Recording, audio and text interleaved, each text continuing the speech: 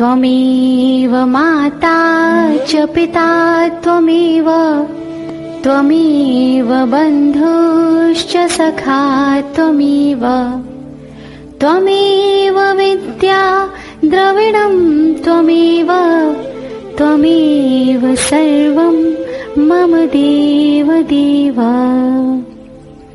प्रिय श्रोतागण, book audio पर आपका स्वागत है। मैं हूं आकांक्षा मधुर, जिसके साथ आप सुन रहे हैं श्रीमद् भगवद गीता। अब तक आप गीता के 2 अध्याय सुन चुके हैं। प्रथम अध्याय अर्जुन विषाद योग और द्वितीय अध्याय सांख्य योग। अब अगला अर्थात तृतीय अध्याय है कर्म योग। प्रिय श्रोतागण, इस अध्याय में ज्ञान योग और कर्म योग के अनुसार अनासक्त भाव से नियत कर्म करने की श्रेष्ठता के बारे में बताया गया है। इसके साथ ही यज्ञ आदि कर्मों की आवश्यकता, ज्ञानवान और भगवान के लिए भी कर्मों की आवश्यकता, अज्ञानी और ज्ञानवान के लक्षण तथा राग द्वेष से रहित होकर कर्म करने के लिए प्रेरणा का वर्णन है। और अंत में इस अध्याय में काम के निरोध का विषय बताया गया है। तो आइए प्रिय स्नेही श्रोतागण, प्रारंभ करते हैं श्रीमद् भगवद गीता का तृतीय अध्याय कर्मयोग। अथ तृतीयोऽध्यायः अर्जुन उवाच जायसी चेत् कर्मणस्ते मता बुद्धिर्जनार्दन तत्किं कर्मणि घोरे मां नियोजयसि केशव। कुरुक्षेत्र में इस समय भगवान श्री कृष्ण गुरु बने हुए हैं और अपने शिष्य बने हुए अर्जुन को वह ज्ञान दे रहे हैं। अब तक दिए हुए ज्ञान के पश्चात अर्जुन के मन में विभिन्न प्रकार के प्रश्न आते हैं। उन्हीं प्रश्नों को प्रकट करते हुए अर्जुन श्री कृष्ण से कहते हैं कि हे जनार्दन, यदि आपको कर्म की अपेक्षा ज्ञान श्रेष्ठ मान्य है तो फिर हे केशव, मुझे भयंकर कर्म में क्यों लगाते हैं। अर्थात यह कि अब तक आपके दिए हुए ज्ञान के अनुसार ज्ञान ही परम है, फिर आप मुझे ऐसा घोर कर्म करने को क्यों कह रहे हैं। अपने प्रश्न को आगे बढ़ाते हुए अर्जुन पूछते हैं, व्यामिश्रेणेव वाक्येन बुद्धिं मोहयसीव मे तदेकं वद निश्चित्य येन श्रेयोऽहमाप्नुयाम्। अर्जुन कहते हैं कि आप मिले हुए से वचनों से मेरी बुद्धि को मानो मोहित कर रहे हैं, इसलिए उस एक बात को निश्चित करके कहिए जिससे मैं कल्याण को प्राप्त हो जाऊं। जिस प्रकार कक्षा में कई बातें एक साथ बता देने पर बच्चे भ्रमित हो जाते हैं, उसी प्रकार अर्जुन को कर्म योग और ज्ञान योग के विषय में एक ही साथ बता दिए जाने पर अर्जुन का हृदय, अर्जुन का मस्तिष्क भ्रमित हो जाता है कि वास्तव में मुझे क्या करना चाहिए। और यही प्रश्न वे अपने गुरु से पूछते हैं। गुरु तक का दायित्व ही है कि वे अपने शिष्य के हर प्रश्न का उत्तर दें। तो अर्जुन के इस प्रश्न का उत्तर देते हुए श्री भगवान कहते हैं, श्री भगवानुवाच लोकेऽस्मिन् द्विविधा निष्ठा पुरा प्रोक्ता मया नघ ज्ञानयोगेन सांख्यानां कर्मयोगेन योगिनाम्। श्री भगवान बोले, हे निष्पाप, इस लोक में 2 प्रकार की निष्ठा मेरे द्वारा पहले कही गई है। उनमें से सांख्य योगियों की निष्ठा तो ज्ञान योग से और योगियों की निष्ठा कर्म योग से होती है। यहाँ निष्ठा से तात्पर्य है साधना की परिपक्व अवस्था। श्री भगवान अर्थात श्री कृष्ण अर्जुन को समझाते हैं कि मेरे द्वारा साधना की 2 अवस्थाएं बताई गई हैं, एक तो ज्ञान योग और दूसरा कर्म योग। ज्ञान योग क्या है? ज्ञान योग उनके लिए है जो कर्ता और कर्म से परे हो गए हैं, जो सन्यासी हो गए हैं, जो वैरागी हो गए हैं, उनके लिए है ज्ञान योग। ज्ञान योग को ही सांख्य योग भी कहा जाता है और जो सन्यासी होते हैं वे ही ज्ञान योग को अपनाते हैं। प्रिय श्रोतागण, जो दूसरी निष्ठा है, जो साधना की दूसरी अवस्था है, वह है कर्म योग। जिनके समक्ष कर्म खड़ा है, जिन्हें कर्म करना ही है, वे किस प्रकार से निष्काम कर्म करें और इस प्रकार योगी हो जाएं, उनके लिए है कर्म योग। कर्म योग को ही समत्व योग, बुद्धि योग, तदर्थ कर्म, मदर्थ कर्म और मतकर्म आदि नामों से जाना जाता है। प्रिय श्रोतागण, आपको भी प्रतीत हो रहा होगा कि फिर तो मनुष्य सन्यासी ही हो जाए, ज्ञान योग को ही धारण कर ले। कर्म योग की आवश्यकता ही क्या है? तो कर्म योग की आवश्यकता को समझाते हुए श्री कृष्ण कहते हैं,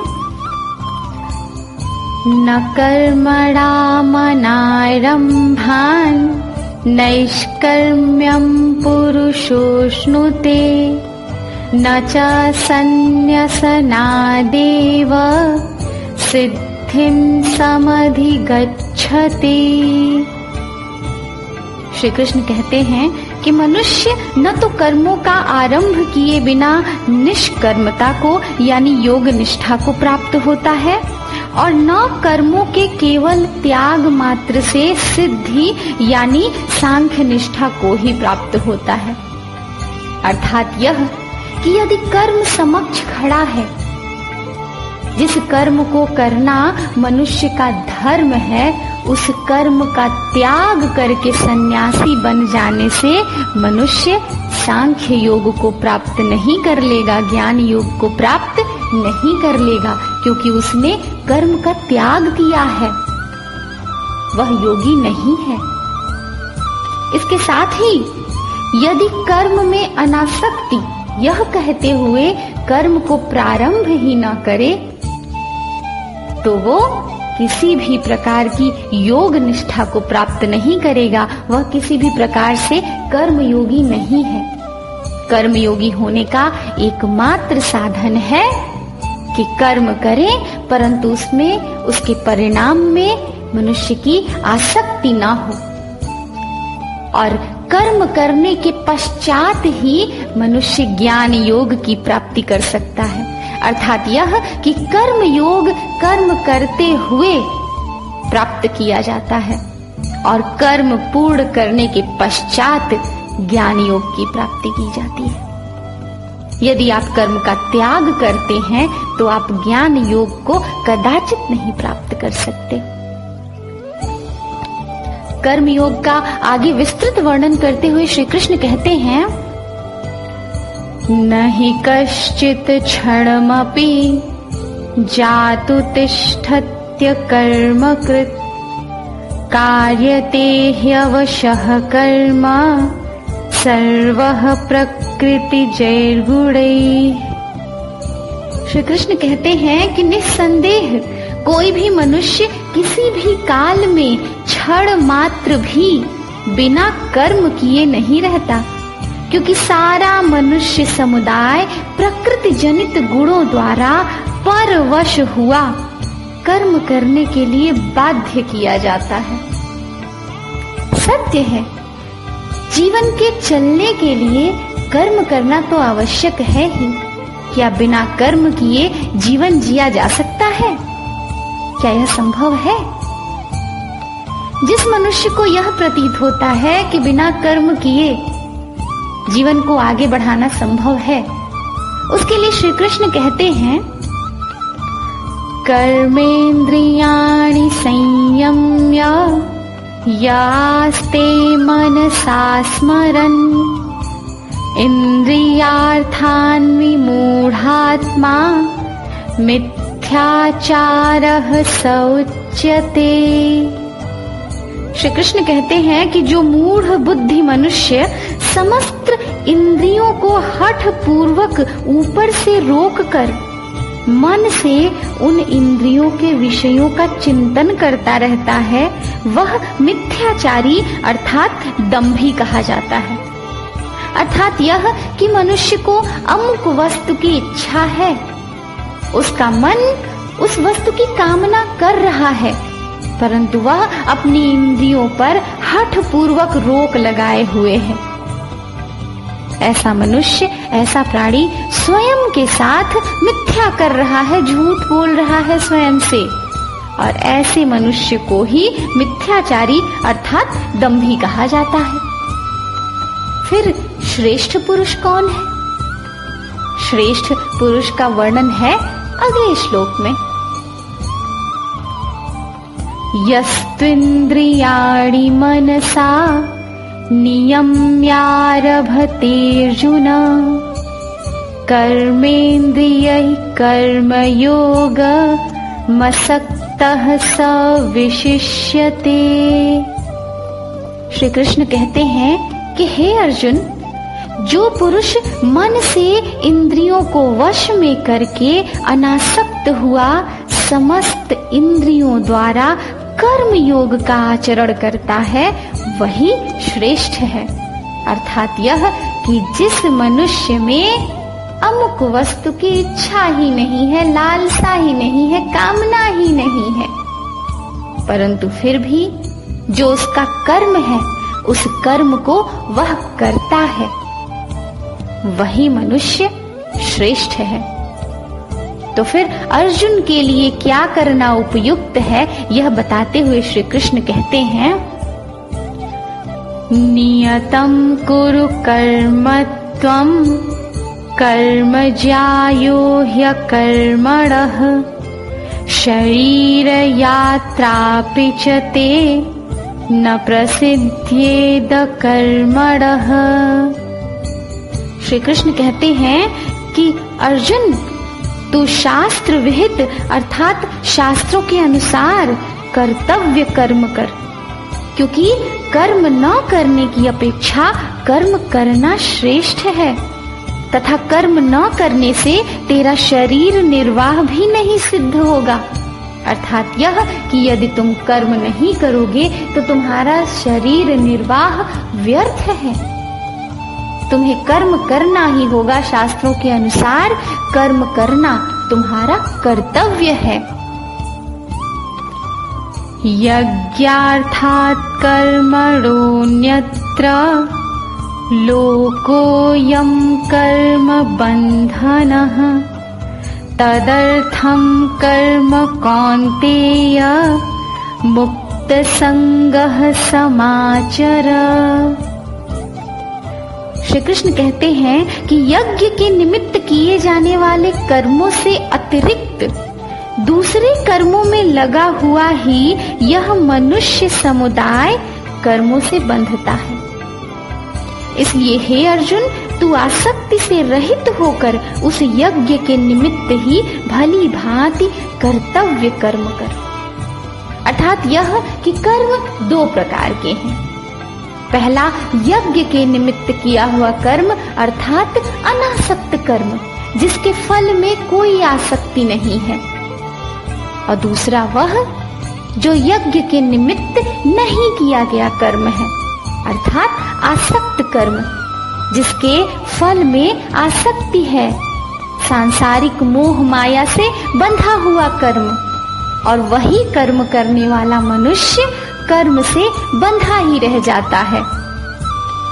इसलिए श्री कृष्ण अर्जुन को समझाते हैं कि हे अर्जुन, तुम आसक्ति से रहित यज्ञ के निमित्त भली भांति कर्तव्य के अनुसार कर्म करो।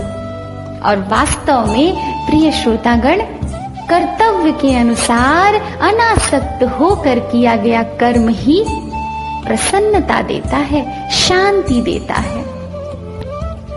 प्रजापति ब्रह्मा के एक प्रसंग का उद्धरण देते हुए श्री कृष्ण कहते हैं, सह यज्ञः प्रजाः सृष्ट्वा पुरोवाच प्रजापतिः अनेन प्रसविष्यध्वमेष वोस्तित्वष्ट कामधुक्।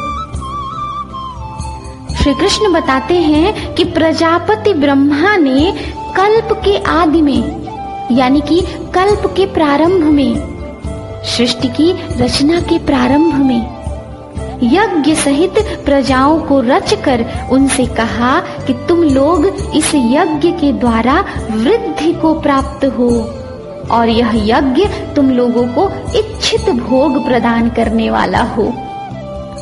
उस यज्ञ की महिमा का आगे वर्णन करते हुए प्रजापति ब्रह्मा ने कहा, देवान् भावयतानेन ते देवा भावयन्तु वः परस्परं भावयन्तः श्रेयः परमवाप्स्यथ। प्रजापति ब्रह्मा ने अपनी प्रजाओं से कहा कि तुम लोग इस यज्ञ के द्वारा देवताओं को उन्नत करो और वे देवता तुम लोगों को उन्नत करें। इस प्रकार निस्वार्थ भाव से एक दूसरे को उन्नत करते हुए तुम लोग परम कल्याण को प्राप्त हो जाओगे। अर्थात यह कि प्रजापति ब्रह्मा ने प्रजा को यज्ञ करते रहने को कहा, जिससे कि प्रजाओं द्वारा किए गए यज्ञ से देवता उन्नत होंगे और देवता प्रजा को उन्नत करेंगे, और इस प्रकार प्रजा परम कल्याण को प्राप्त करेगी। यज्ञ की आवश्यकता का वर्णन करते हुए प्रजापति ब्रह्मा कहते हैं, इष्टान् भोगान् हि वो देवा दास्यन्ते यज्ञ भाविता तैर्दत्तान् प्रदायैभ्यो यो भुङ्क्तेस्तेन एव सः। यज्ञ के द्वारा बढ़ाए हुए देवता तुम लोगों को बिना मांगे ही इच्छित भोग निश्चय ही देते रहेंगे। इस प्रकार उन देवताओं के द्वारा दिए हुए भोगों को जो पुरुष उनको बिना दिए स्वयं भोगता है वह चोर ही है। अर्थात यह कि जो हमें कुछ देता है, यदि हम उसके लिए कुछ भी नहीं करते तो हम चोर ही हैं। प्रिय श्रोतागण, यदि इसे वर्तमान परिप्रेक्ष्य में देखें तो प्रकृति जो हमें पृथ्वी, आकाश, वायु, जल सब कुछ देती है, उस प्रकृति का यदि हम विनाश रूपी भोग करें और बदले में एक वृक्ष तक न लगा सके तो हम वास्तव में चोर ही हैं। पर्यावरण की रक्षा करना, वृक्ष लगाना, प्रकृति की सेवा करना, यही तो हमारा यज्ञ है। क्योंकि प्रकृति जो कुछ हमें दे रही है उसका शुल्क तो नहीं लेती, वह निश्चित ही देती रहती है, और हम उसके लिए कुछ ना करें, कुछ ना दें तो सत्य है हमारा हृदय प्रकृति के लिए चोर है। यज्ञशिष्टाशिनः सन्तो मुच्यन्ते सर्वकिल्बिषै भुञ्जते ते त्वघं पापा ये पचन्त्यात्मकारणात्। प्रजापति ब्रह्मा अपनी प्रजा से कहते हैं कि यज्ञ से बचे हुए अन्न को खाने वाले श्रेष्ठ पुरुष सब पापों से मुक्त हो जाते हैं, और जो पापी लोग अपना शरीर पोषण करने के लिए ही अन्न पकाते हैं वे तो पाप को ही खाते हैं। अर्थात यह कि जो हमें सब कुछ देता है, उसे देने के पश्चात जो बचता है, यदि हम उसका भोग करते हैं तो हमारे सभी पाप नष्ट हो जाते हैं। परंतु यदि हम केवल अपने भोग, अपने सुख की चिंता करते हैं और मात्र अपने लिए जो भी करते हैं वह करते हैं, तो वास्तव में हम तो पाप का ही भोग कर रहे होते हैं। और अब इस यज्ञ के ज्ञान का वास्तविक मर्म प्रकृति से किस प्रकार जुड़ा हुआ है, सुनिए श्रोतागण। अन्नाद् भवन्ति भूतानि पर्जन्यादन्न संभवः यज्ञाद् भवति पर्जन्यो यज्ञः कर्म समुद्भवः कर्म ब्रह्मोद्भवं विद्धि ब्रह्माक्षर समुद्भवम् तस्मात् सर्वगतं ब्रह्म नित्यं यज्ञे प्रतिष्ठितम्। संपूर्ण प्राणी अन्न से उत्पन्न होते हैं। अन्न की उत्पत्ति वृष्टि अर्थात वर्षा से होती है। वृष्टि यज्ञ से होती है और यज्ञ विहित कर्मों से उत्पन्न होने वाला है। कर्म समुदाय को तू वेद से उत्पन्न और वेद को अविनाशी परमात्मा से उत्पन्न हुआ जान। इससे सिद्ध होता है कि सर्वव्यापी परम अक्षर परमात्मा सदा ही यज्ञ में प्रतिष्ठित है। प्रिय श्रोतागण, यदि एक श्रृंखला के रूप में इसे देखें तो इसे इस प्रकार समझ सकते हैं कि संपूर्ण प्राणी जगत जो है उसे जीवित रहने के लिए, इस संसार को चलने के लिए अन्न अति आवश्यक है। अन्न की उत्पत्ति वर्षा से होती है, वर्षा यज्ञ से होती है और यज्ञ कर्मों से उत्पन्न होता है। आगे कहते हैं कि कर्म वेद से उत्पन्न है और वेद अविनाशी परमात्मा से उत्पन्न है। और इस प्रकार श्री कृष्ण कहते हैं कि तुम यह मानो कि परमात्मा सदा ही यज्ञ में प्रतिष्ठित है, अर्थात यज्ञ के द्वारा ही परमात्मा को प्राप्त किया जा सकता है।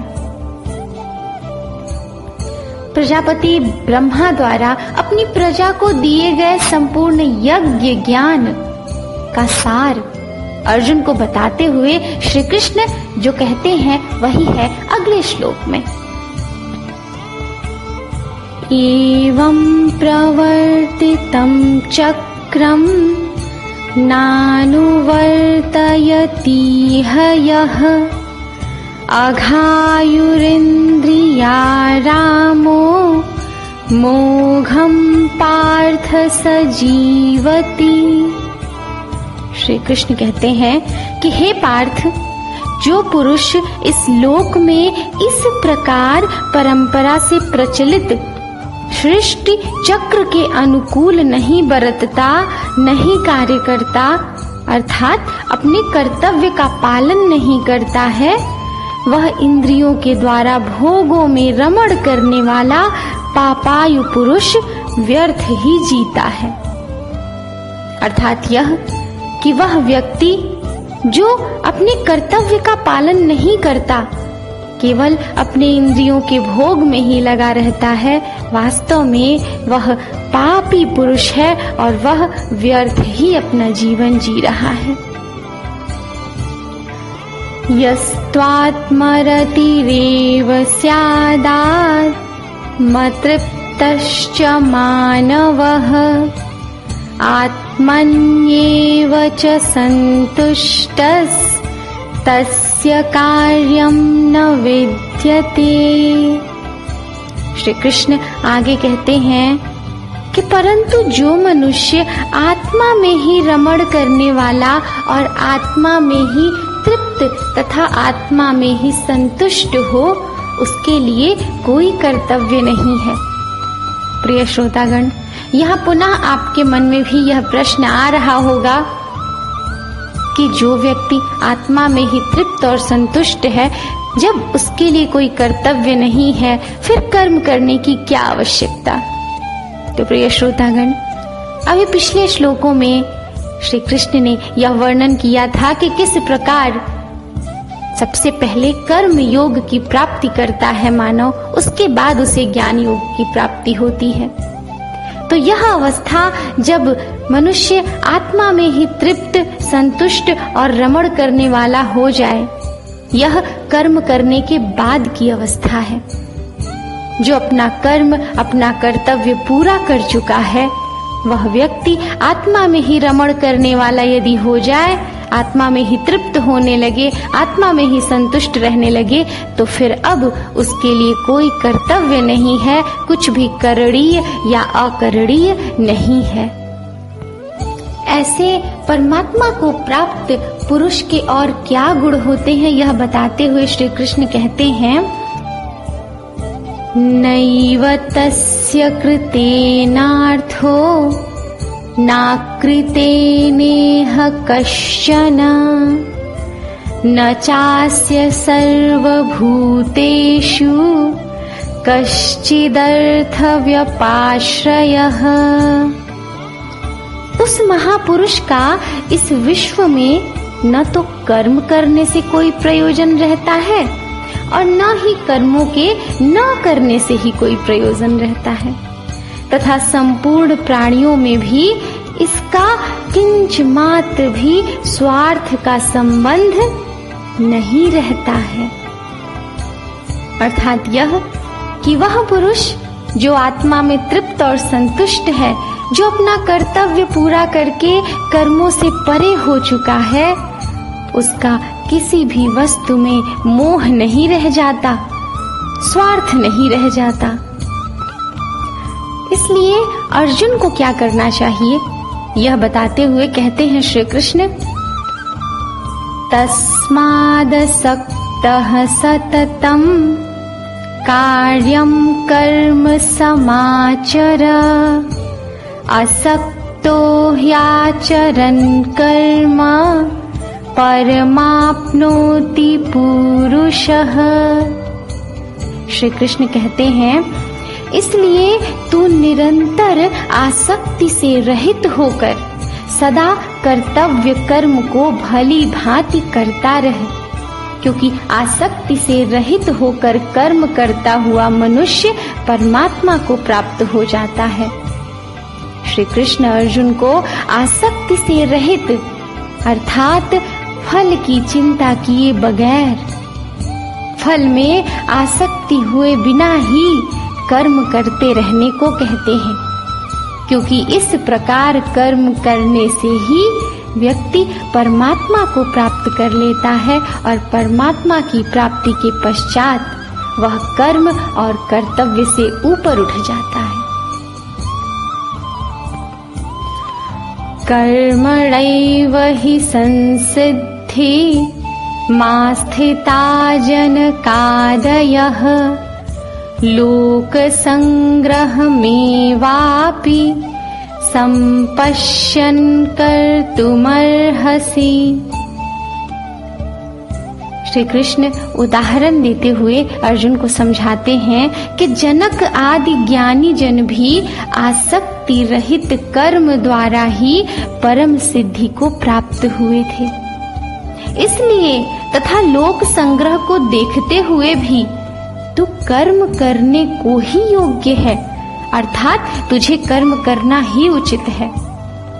प्रिय श्रोतागण, यदि राम कथा की बात करें तो जनक यानी माँ सीता के पिता, जिन्हें विदेह भी कहा जाता है, वे राजकाज देखते हुए भी, राज्य का संचालन करते हुए भी ऐसे सन्यासी थे कि उनके जैसा होना ही विलक्षण है। सभी कार्यों को, सभी कर्तव्यों को पूरा करते हुए भी कभी वो मोह में नहीं बंधे, कभी उन्होंने फल में आसक्ति नहीं रखी और इसी कारण वे परम सन्यासी के रूप में जाने जाते थे और जाने जाते हैं। उन्हीं का उदाहरण देते हुए श्री कृष्ण अर्जुन को समझा रहे हैं कि ऐसे उदाहरणों को देखकर तुम यह समझो कि तुम्हारे लिए इस समय कर्म करना ही सर्वथा उचित है। यद्यदाचरति श्रेष्ठस्तत्तदेवेतरो जनः स यत्प्रमाणं कुरुते लोकस्तदनुवर्तते। श्री कृष्ण कहते हैं कि श्रेष्ठ पुरुष जो जो आचरण करता है, अन्य पुरुष भी वैसा वैसा ही आचरण करते हैं। वह जो कुछ प्रमाण कर देता है, समस्त मनुष्य समुदाय उसी के अनुसार व्यवहार करने लग जाता है। प्रिय श्रोतागण, हम सभी ऐसा होता है कि बचपन से ही किसी को अपना आदर्श मानते हैं, किसी व्यक्ति विशेष को अपना आदर्श मानते हैं और उसके व्यक्तित्व का, उसके विचारों का अनुसरण करते हैं, उसे स्वयं में उतारने का प्रयत्न करते हैं। फिर वह व्यक्ति जिसे हम अपना आदर्श मानते हैं अवश्य ही श्रेष्ठ व्यक्ति होता है। इसीलिए श्री कृष्ण कहते हैं कि श्रेष्ठ पुरुष जो आचरण करता है, अन्य पुरुष भी वैसा ही आचरण करते हैं, और श्रेष्ठ पुरुष जो प्रमाणित कर दे, समस्त मनुष्य समुदाय उसी के अनुसार व्यवहार करने लगता है। तो अभी जो उदाहरण दिया गया कि राजा जनक किस प्रकार श्रेष्ठ थे, जो उदाहरण उन्होंने प्रस्तुत किया उसका अनुसरण तो समस्त समाज करेगा। इसलिए हे अर्जुन, उसका अनुसरण करते हुए तुम यह समझो कि तुम्हारे लिए इस समय तुम्हारा कर्म ही अभीष्ट है, तुम्हें अपना कर्म ही करना चाहिए। और अब श्री कृष्ण स्वयं का उदाहरण ही प्रस्तुत करते हुए कहते हैं, न मे पार्थास्ति कर्तव्यं त्रिषु लोकेषु किंचन नानवाप्तमवाप्तव्यं वर्त एव च कर्मणि। श्री कृष्ण कहते हैं, हे अर्जुन, मुझे इन तीनों लोकों में न तो कुछ कर्तव्य है और न कोई भी प्राप्त करने योग्य वस्तु अप्राप्त है, तो भी मैं कर्म में ही बरतता हूँ, अर्थात अपना कर्म करता हूँ। सत्य है श्रोतागण, वह जो ईश्वर है, वह जिसके लिए कुछ भी अप्राप्य नहीं है, वह जो कर्तव्यों से परे है, वह भी इस युद्ध में अर्जुन का सारथी बना हुआ है। कर्म के कारण, मात्र कर्म के लिए, क्योंकि कर्म ही तीनों लोकों में सबसे बड़ा धर्म है, परम धर्म है। फिर कर्तव्य से परे होने पर भी कर्म क्यों कर रहे हैं वह, यह बताते हैं श्री भगवान। यदि ह्यं न वर्तेयं जातु कर्मण्यतन्द्रितः मम वर्त्मानुवर्तन्ते मनुष्याः पार्थ सर्वशः। श्री कृष्ण कहते हैं, क्योंकि हे पार्थ, यदि कदाचित मैं सावधान होकर कर्मों में ना बरतूं, अर्थात कर्म ना करूं, तो बड़ी हानि हो जाए। क्योंकि मनुष्य सब प्रकार से मेरे ही मार्ग का अनुसरण करते हैं। मनुष्य श्रेष्ठ जनों का ही तो अनुसरण करते हैं, मनुष्य आदर्श का ही तो अनुसरण करते हैं। फिर मनुष्य उस श्री भगवान का अनुसरण करेंगे, इसलिए उन्हें कर्म तो करना ही है। भले ही वह कर्तव्य से परे हैं, कुछ भी उनके लिए अप्राप्य नहीं है, परंतु फिर भी वह अपना कर्म इसीलिए कर रहे हैं क्योंकि समस्त मनुष्य जगत उनका ही अनुसरण करेगा। उत्सीदेयुरिमे लोका न कुर्यां कर्म चेदहम् संकरस्य च कर्ता स्यामुपहन्यामि माः प्रजा। श्री कृष्ण कहते हैं, इसलिए यदि मैं कर्म न करूं तो ये सब मनुष्य नष्ट भ्रष्ट हो जाएं, मेरा ही अनुसरण करके यह भी कर्म का त्याग कर दें और मैं संकर्ता का करने वाला हूँ तथा इस समस्त प्रजा को नष्ट करने वाला बनूं। अर्थात यह कि यदि मैं कर्म नहीं करूंगा तो मेरा अनुसरण करने वाला, मुझे आदर्श मानने वाला यह समस्त मानव जगत कर्म करेगा नहीं करेगा, कर्म का त्याग कर देगा। और इस प्रकार से यदि कर्म ही नहीं करेगा मानव जगत तो फिर वह नष्ट ही तो होगा, विनाश की ओर ही तो जाएगा और उस विनाश का कारण मैं बनूं, यह तो कदाचित ही संभव नहीं। फिर कर्म किस प्रकार करना चाहिए यह समझाते हुए श्री कृष्ण कहते हैं, सप्ताह कर्मण्य विद्वांसो यथा कुर्वन्ति भारत, कुर्याद् विद्वांस तथा सक्तः चिकीर्षुर्लोक संग्रहम्।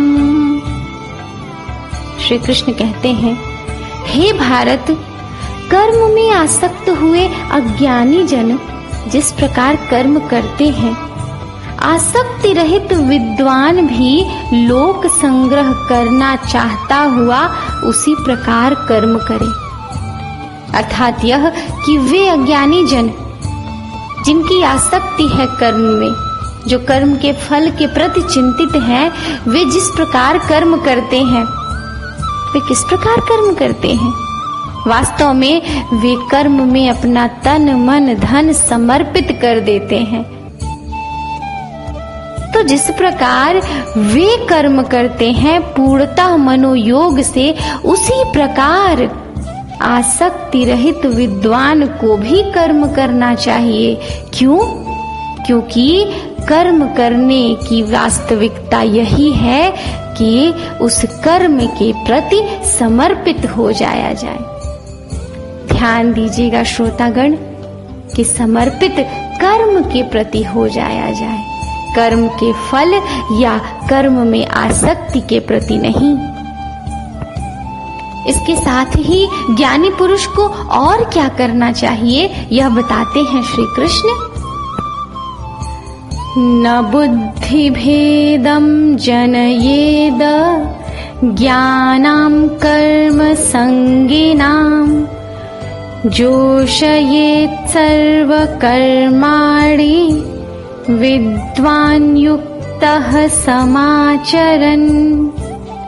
श्री कृष्ण कहते हैं कि परमात्मा के स्वरूप में अटल स्थित हुए ज्ञानी पुरुष को चाहिए कि वह शास्त्र विहित कर्मों में आसक्ति वाले अज्ञानियों की बुद्धि में भ्रम अर्थात कर्मों में अश्रद्धा उत्पन्न न करे, किंतु स्वयं शास्त्र विहित समस्त कर्म भली भांति करता हुआ उनसे भी वैसे ही करवावे।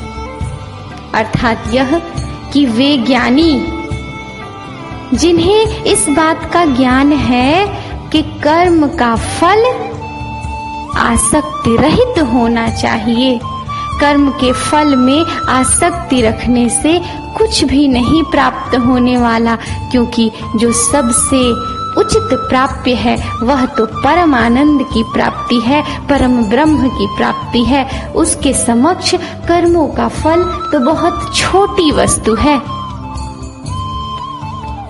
उन ज्ञानी पुरुषों को यह ज्ञान उन्हें नहीं देना चाहिए। किन्हें?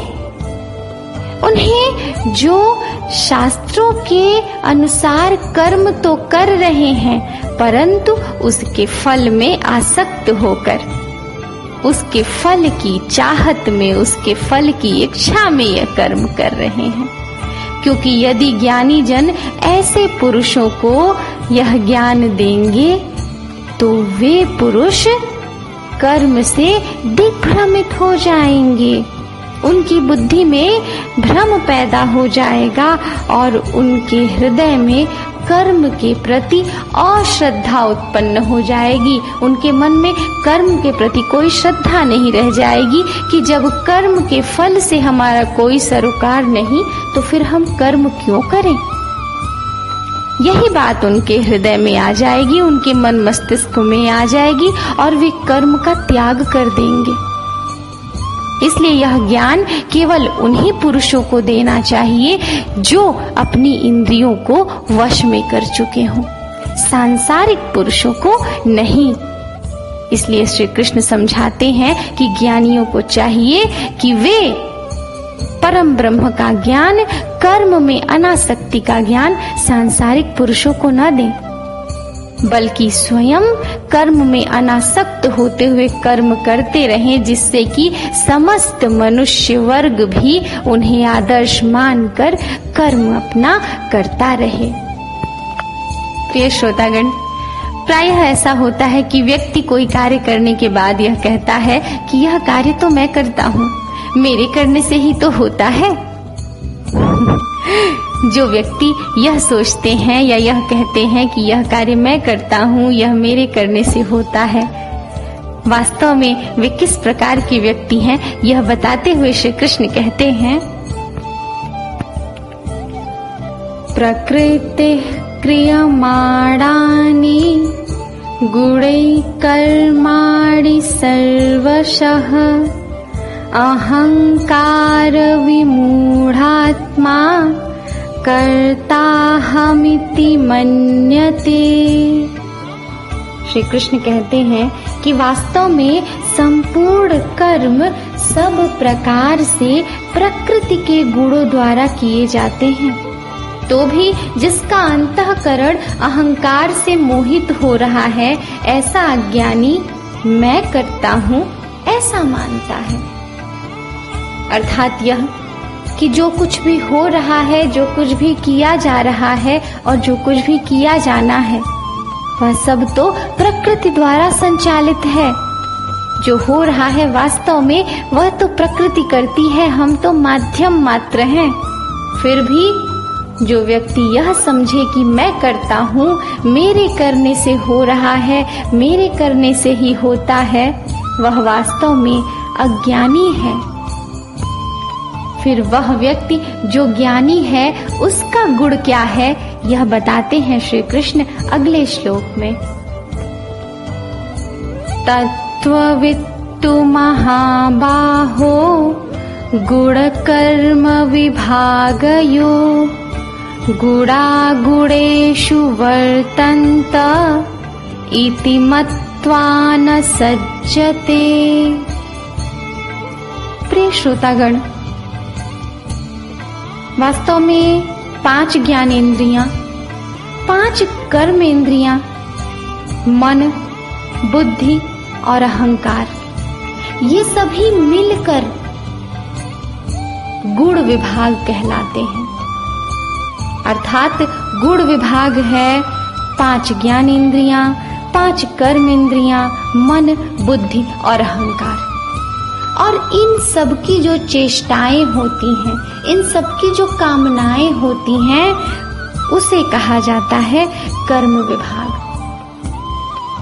श्री कृष्ण अर्जुन से कहते हैं कि जो ज्ञानी गुण विभाग और कर्म विभाग को आत्मा से अलग समझ लेता है, जान लेता है कि गुण विभाग और कर्म विभाग आत्मा से पृथक है, और वह आत्मा में लीन होते हुए गुण कर्म विभाग से निर्लिप्त हो जाता है, वही ज्ञानी कर्म में आसक्त नहीं रहता। उसकी किसी भी प्रकार से कर्म में आसक्ति नहीं रहती, वह केवल कर्म करता है, उससे कुछ भी प्राप्य या अप्राप्य की चेष्टा नहीं रखता, कामना नहीं रखता। प्रकृतेर्गुण सम्मूढ़ा सज्जन्ते गुण कर्मसु तान् कृत्सन्न विदो मंदान् कृत्स्नविदो सन्न विन्न विचालयेत्। श्री कृष्ण कहते हैं कि प्रकृति के गुणों से अत्यंत मोहित हुए मनुष्य गुणों में और कर्मों में आसक्त रहते हैं। अभी जिन गुण विभाग और कर्म विभाग की बात बताई गई है, वास्तव में सांसारिक पुरुष प्रकृति के गुणों से मोहित हुए इन्हीं गुण विभाग और कर्म विभाग में आसक्त रहते हैं, लिप्त रहते हैं, कामना युक्त रहते हैं। श्री कृष्ण आगे कहते हैं कि उन पूर्णतया न समझने वाले मंद बुद्धि अज्ञानियों को पूर्णतया जानने वाला ज्ञानी विचलित ना करे।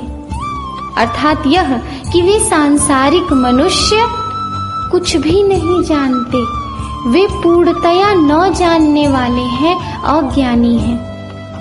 और वे जो पूर्णतया सब कुछ जानते हैं, जो परम सत्य को जानते हैं, वे ज्ञानी, उन ज्ञानियों का कर्तव्य है कि वे इस सांसारिक मनुष्य को विचलित न करे, अनावश्यक ज्ञान न दे, उन्हें उनका कर्म यथा रूप में करने दे।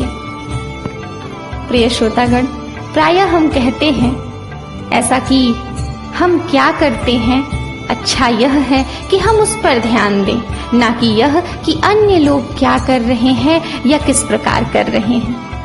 यही बात श्री कृष्ण कह रहे हैं कि ज्ञानी जन को चाहिए कि वे स्वयं अपने कर्म, अपनी इंद्रियों के वशीकरण पर ध्यान दें।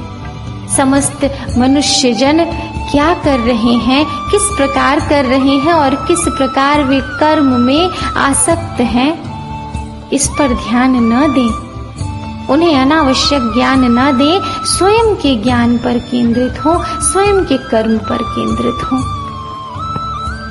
यह ज्ञान समझाने के पश्चात अर्जुन से आदेश स्वरूप श्री कृष्ण कहते हैं, मयि सर्वाणि कर्माणि सन्न्यस्याध्यात्म चेतसा निराशीर्निर्ममो भूत्वा युध्यस्व विगतज्वरः। श्री कृष्ण कहते हैं कि मुझ अंतर्यामी परमात्मा में लगे हुए चित्त द्वारा संपूर्ण कर्मों को मुझ में अर्पण करके आशा रहित, ममता रहित और संताप रहित होकर युद्ध कर। हे अर्जुन, तुम समस्त संताप को त्याग दो।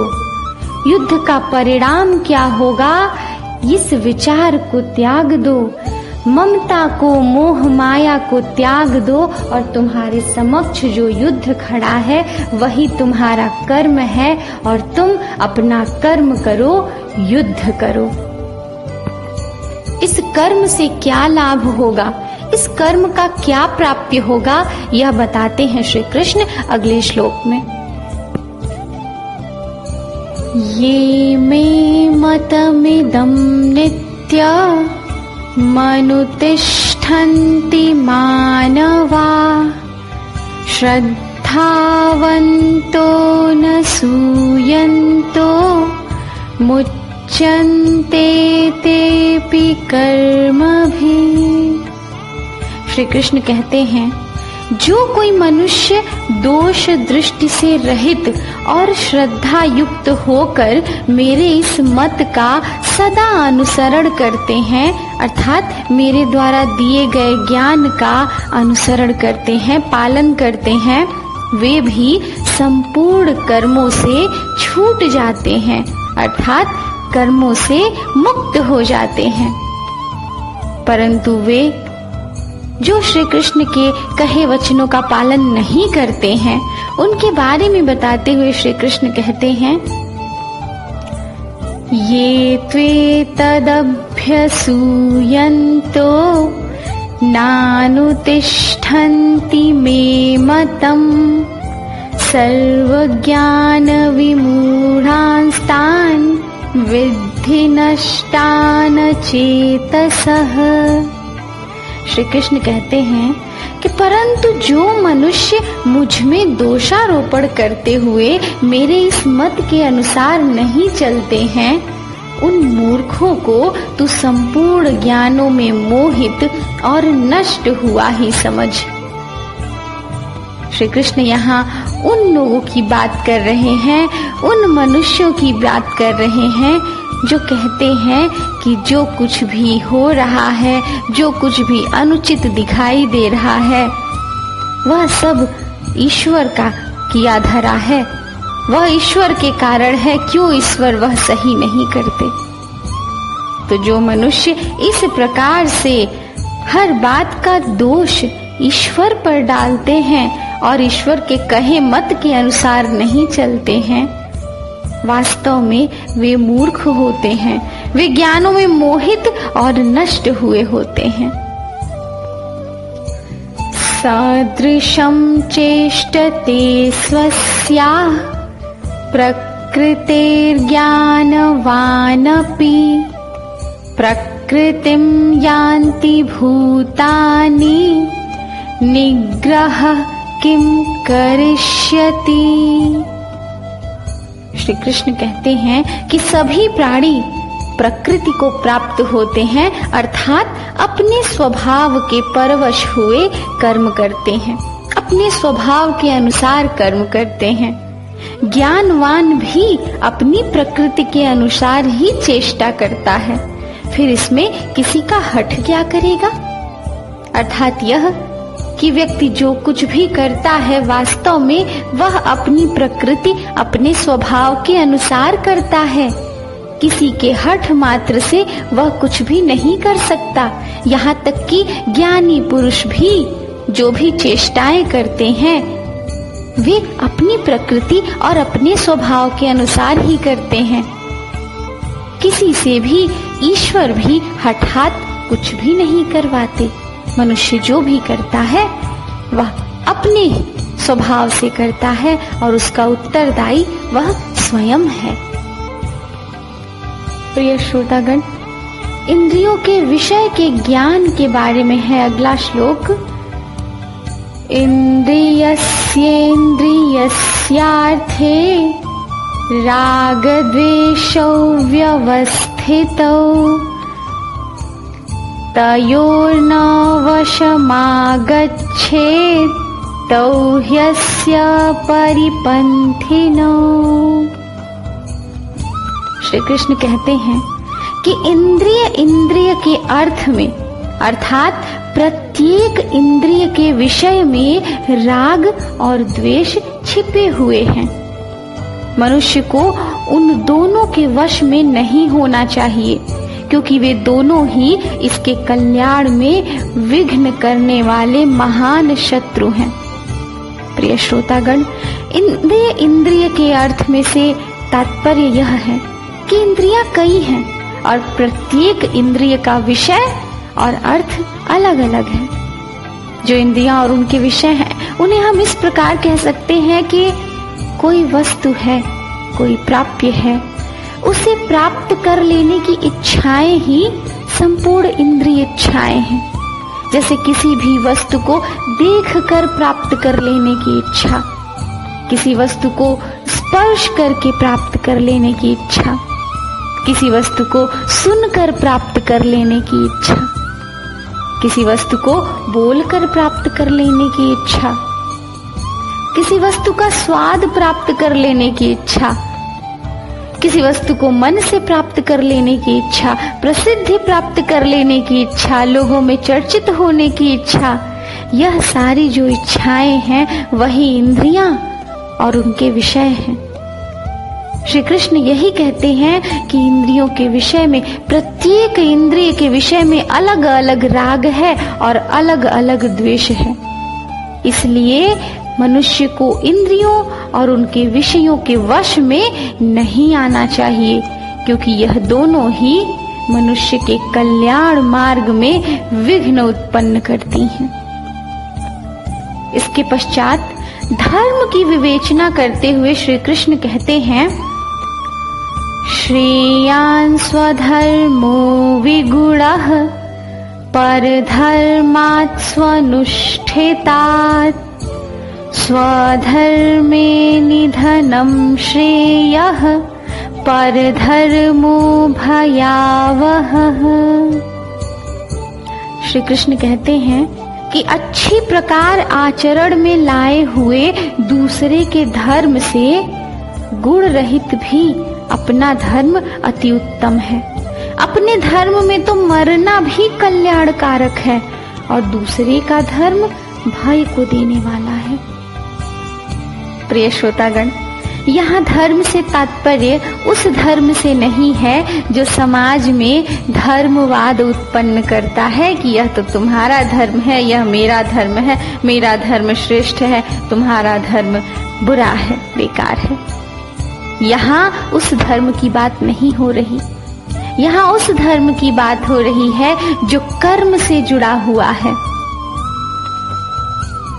जैसे इस समय कुरुक्षेत्र में युद्ध करना अर्जुन का धर्म है, सत्य के मार्ग पर चलना युधिष्ठिर का धर्म है, अपने कहे हुए वचन के अनुसार सारथी की भूमिका में रहना श्री कृष्ण का धर्म है और कुरु वंश की रक्षा करना भीष्म पितामह का धर्म है।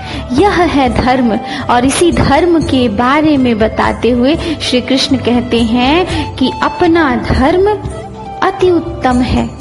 यदि मनुष्य के मन में यह विचार आता है कि मेरा धर्म तो बड़ा दुष्कर, बड़ा कठिन है, मैं दूसरे का धर्म अपना लूं, मैं दूसरा कार्य, दूसरा कर्म करने लगूं, तो यह कदाचित ही उचित नहीं।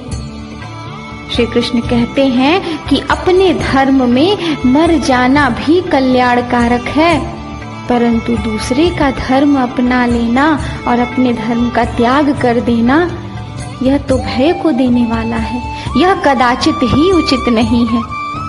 इसलिए मनुष्य को चाहिए कि वो अपने धर्म को उचित प्रकार से आचरण में ले आए। श्री कृष्ण के ये वचन सुनकर अर्जुन के मन में पुनः एक प्रश्न आता है और अपने गुरु श्री कृष्ण से उस प्रश्न की उत्तर की अपेक्षा किए हुए अर्जुन पूछते हैं। अर्जुन उवाच अथ केन प्रयुक्तोऽयं पापं चरति पूरुषः अनिच्छन्नपि वा श्रेय बलादिव नियोजितः। अर्जुन बोले, हे कृष्ण, तो फिर यह मनुष्य स्वयं न चाहता हुआ भी बलात् लगाए हुए की भांति किससे प्रेरित होकर पाप का आचरण करता है?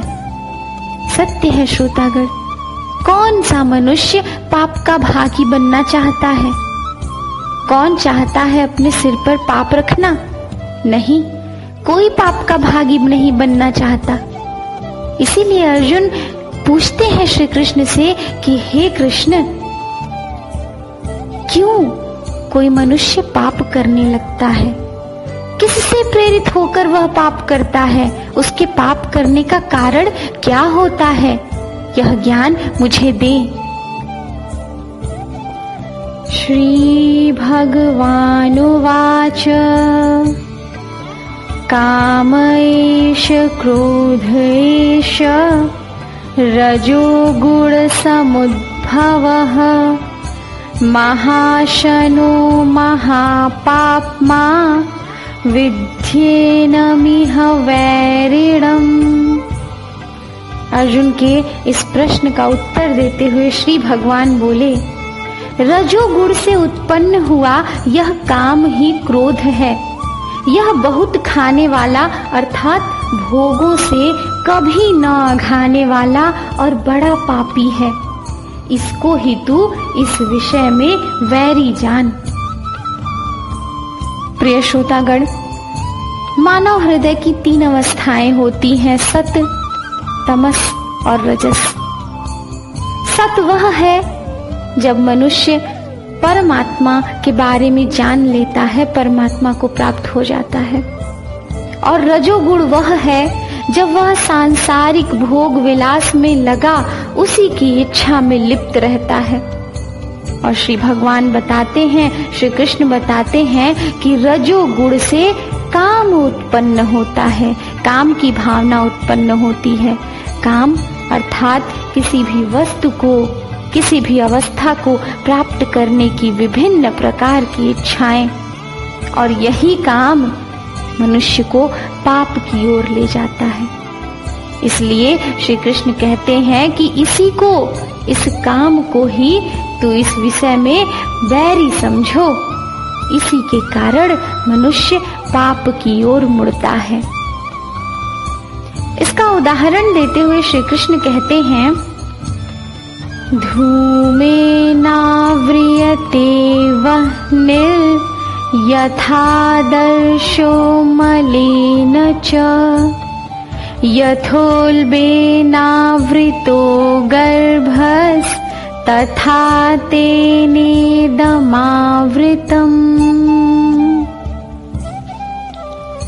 जिस प्रकार धुएं से अग्नि और मैल से दर्पण ढका जाता है तथा जिस प्रकार जेर से गर्भ ढका रहता है, वैसे ही उस काम के द्वारा यह ज्ञान ढका रहता है। अर्थात यह कि जिस प्रकार धुआं अधिक हो जाने पर अग्नि कहाँ दिखाई देती है, अग्नि धुएं से ढक जाती है। जिस प्रकार दर्पण पर अधिक मैल चढ़ जाने से उसमें व्यक्ति स्वयं को कहाँ देख पाता है, दर्पण नहीं रह जाता, वह तो मैल की परत रह जाती है, मैल से दर्पण ढक जाता है। उसी प्रकार काम से, काम बुद्धि से ज्ञान ढक जाता है और केवल काम ही दिखाई देता है, ज्ञान होते हुए भी दिखाई नहीं देता, उसका प्रयोग नहीं कर पाता मनुष्य। काम का परिणाम आगे बताते हुए श्री कृष्ण कहते हैं, आवृतम ज्ञानमेतेन ज्ञानिनो नित्यवैरिणा काम रूपेण कौन्तेय दुष्पूरेणानलेन च। श्री कृष्ण कहते हैं कि हे अर्जुन, इस अग्नि के समान कभी न पूर्ण होने वाले काम रूप ज्ञानियों के नित्य बैरी के द्वारा मनुष्य का ज्ञान ढका हुआ है। अर्थात यह कि काम जो कि ज्ञानियों का नित्य बैरी है, उसके द्वारा मनुष्य का ज्ञान ढक लिया गया है। और यह काम किस प्रकार है? जिस प्रकार धुआं अग्नि को ढक लेता है, उसी प्रकार यह काम नित्य रूप में ज्ञानियों का बैरी बना हुआ मनुष्य के ज्ञान को ढका हुआ है, ढके हुए हैं। और इसी कारण मनुष्य अपने ज्ञान का प्रयोग नहीं कर पाता, उस परमात्मा को समझ नहीं पाता और नहीं जान पाता कि काम वास्तव में व्यर्थ है। काम का वास कहाँ होता है, यह बताते हुए श्री कृष्ण कहते हैं, इंद्रियाणि मनोबुद्धि रस्याधिष्ठानमुच्यते एतैर्विमोहयत्येष ज्ञानमावृत्य देहिनम्। श्री कृष्ण बताते हैं अर्जुन को कि इंद्रियां, मन और बुद्धि ये सब काम के वास स्थान कहे जाते हैं। यह काम इन मन, बुद्धि और इंद्रियों के द्वारा ही ज्ञान को आच्छादित करके जीवात्मा को मोहित करता है। अर्थात यह कि मनुष्य के मन, मस्तिष्क, बुद्धि और इंद्रियों पर काम इस प्रकार राज करने लगता है कि मनुष्य ज्ञान होते हुए भी ज्ञान के बारे में न सोचकर, न ध्यान देकर मोह के बारे में सोचने लगता है और मोह में ही लिप्त हो जाता है। और इन सब का कारक एकमात्र काम होता है, इच्छाएं होती हैं, वासनाएं होती हैं। प्रिय श्रोतागण, आपके मन में भी यह प्रश्न आ रहा होगा कि यह काम है क्या? क्या होता है काम? सामान्य जीवन के अनुसार यदि इसे समझने की चेष्टा करें तो यह इस प्रकार है कि किसी वस्तु की हमें लालसा है, किसी वस्तु की हमें इच्छा है और हम उसे किसी भी प्रकार से प्राप्त करना चाहते हैं, चाहे उसके लिए हमें कुछ ही क्यों ना करना पड़े। उचित अनुचित किसी भी बात का ध्यान नहीं देना है उसके लिए। यह काम है। उस वस्तु को प्राप्त करने की उत्कट इच्छा काम है। अमुक व्यक्ति ने हमें कुछ कह दिया, अमुक व्यक्ति हमारे बारे में क्या सोचता है, और अब हम उसे प्रत्युत्तर देंगे, उससे बदला लेंगे, उसे दुख पहुंचाने के लिए कुछ भी करेंगे। यही काम है। हमें प्रसिद्धि चाहिए, प्रसिद्धि के लिए हम अपना मन मस्तिष्क सब परेशान करके रख देंगे, परंतु अंदर से मरते रहेंगे उस प्रसिद्धि के लिए। यह काम है। लालसाएं, इच्छाएं और कामनाएं अनंत हैं, और इन इच्छाओं, इन कामनाओं का जो मूल है वही काम है। प्रिय श्रोतागण, कोई भी ज्ञान मनुष्य को चिंतन की अवस्था में ले जाता है। गीता के इस ज्ञान को सुनने के पश्चात यदि आप चिंतन करेंगे तो आप अपने सामान्य जीवन में, अपने आसपास या स्वयं में ही काम के कई रूप देखने को पाएंगे। और सत्य है कि हम सभी में काम के कई रूप वास करते हैं, क्योंकि वास्तव में योगी हो जाना तो बहुत बड़ी बात है। गीता रूपी अमृत के ज्ञान के पश्चात हम स्वयं में परिमार्जन कर पाएं, स्वयं को बेहतर बना पाएं, वही अधिक है। आइए श्रोतागण, वापस चलते हैं कुरुक्षेत्र में, वहां जहां अर्जुन यह ज्ञान श्री कृष्ण से प्राप्त कर रहे हैं। और अगला श्लोक है इस प्रकार: तस्मात् त्वमिन्द्रियार्यादौ नियम्य भरतर्षभ पाप्मानं प्रजहिहेनं ज्ञान विज्ञान नाशनम। श्री कृष्ण कहते हैं कि इसलिए हे अर्जुन, तू पहले इंद्रियों को वश में करके इस ज्ञान और विज्ञान का नाश करने वाले महान पापी काम को अवश्य ही बलपूर्वक मार डाल। अर्थात यह कि यदि इंद्रियों को वश में कर ले तो काम स्वयं ही नष्ट हो जाएगा। इसीलिए श्री कृष्ण अर्जुन को इंद्रियों को वश में करने को कह रहे हैं, जिससे काम रह ही नहीं जाएगा, अपने आप नष्ट हो जाएगा। इंद्रियाणि पर्यार्याहुः इंद्रियेभ्यः परं मनः मनस्तु परा बुद्धिर् यो बुद्धि परतस्तु सः। श्री कृष्ण कहते हैं कि इंद्रियों को स्थूल शरीर से पर यानी श्रेष्ठ, बलवान और सूक्ष्म कहा गया है। इन इंद्रियों से पर मन है, मन से भी पर बुद्धि है, और बुद्धि से भी अत्यंत पर है वह आत्मा। प्रिय श्रोतागण, यहाँ पर से अर्थ है श्रेष्ठ, बलवान और सूक्ष्म होने से। अर्थात यह कि इंद्रियों को स्थूल शरीर यानी कि मानव का जो संपूर्ण शरीर है उससे श्रेष्ठ, बलवान और सूक्ष्म कहा गया है। जो हमारी इंद्रियां हैं वे हमारे शरीर से बलवान हैं, श्रेष्ठ हैं, लेकिन इंद्रियों से भी बलवान और श्रेष्ठ है मन।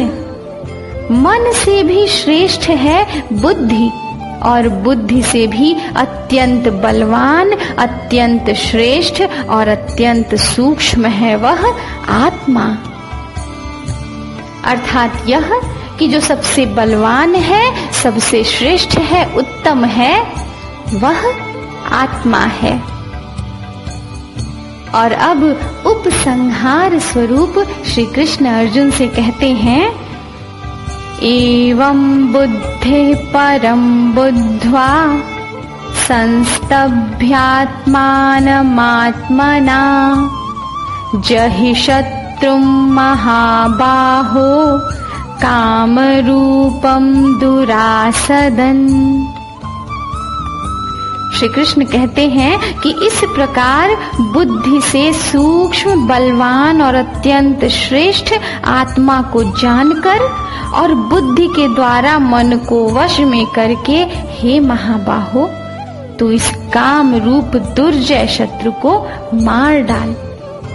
अर्थात यह कि तुम यह जान लो कि जो आत्मा है वह बुद्धि से भी बलवान है।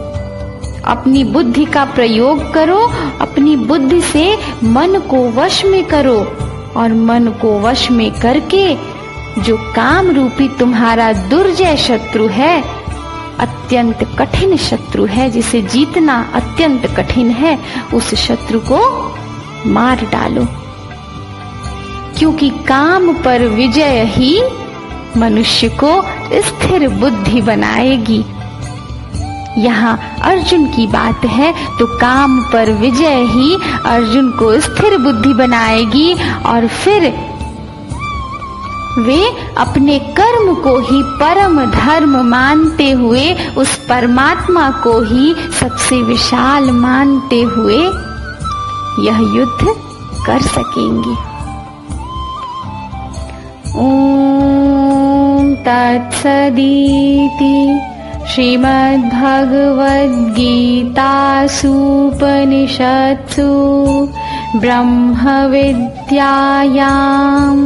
योगशास्त्रे श्रीकृष्णार्जुनसंवादे कर्मयोगो नाम तृतीयोऽध्यायः। प्रिय श्रोतागण, इस प्रकार श्रीमद् भगवद गीता का तृतीय अध्याय संपूर्ण हुआ। मैं आकांक्षा मधुर यह आशा करती हूँ कि यह अध्याय सुनकर आप कर्म, काम, इंद्रियां और इंद्रियों के विषयों को समझ पाए होंगे।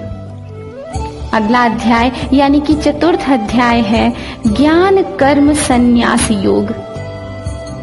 प्रिय स्नेही श्रोतागण, आगे गीतोपनिषद में श्री कृष्ण ने अर्जुन को क्या उपदेश दिया, क्या ज्ञान दिया और क्या समझाया, यह सुनने, जानने और समझने के लिए सुनते रहिए बुक ऑडियो। जय श्री कृष्ण।